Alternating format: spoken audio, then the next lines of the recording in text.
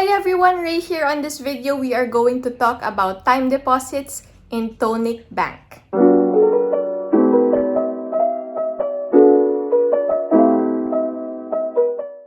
Let's open the app and then type in our password.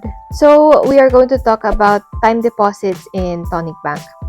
If you go here, dito sa baba, you'll see time deposit. Okay, you can see here na meron akong current time deposit and the maturity will be on March 2024.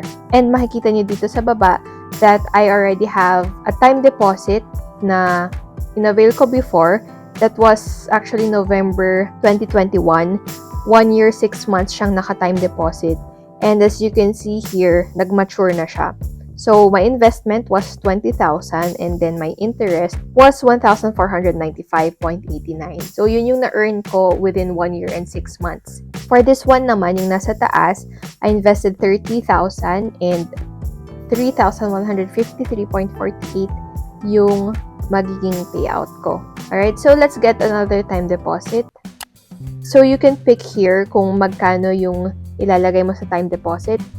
And immediately, you can see sa baba, the interest that you will earn before taxes. Okay? Kasi madideductan pa tayo sa taxes. And here, you can select kung gaano katagal naka-time deposit yung investment mo.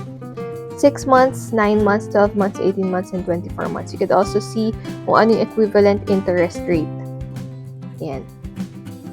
Okay, let's say, 6 months lang, kunyari tayo. And then, let's invest 30,000. Actually, gawin na natin 12 months. By the way, the interest rates na nakikita nyo dito is yung annual interest. And of course, insured tayo up to 500,000 by the PTIC. Click I am interested. And then, you'll see 30,000, 12 months. Nickname, you could change your nickname if you want. Pero leave ko na lang ganyan. Interest per annum is 4.75%. Interest earned at maturity is 1,426.28. So, ito yung money na ma-earn ko after 12 months.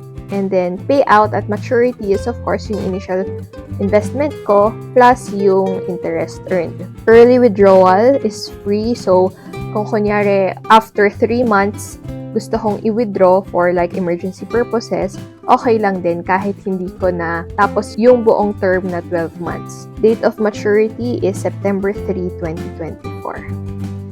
Right.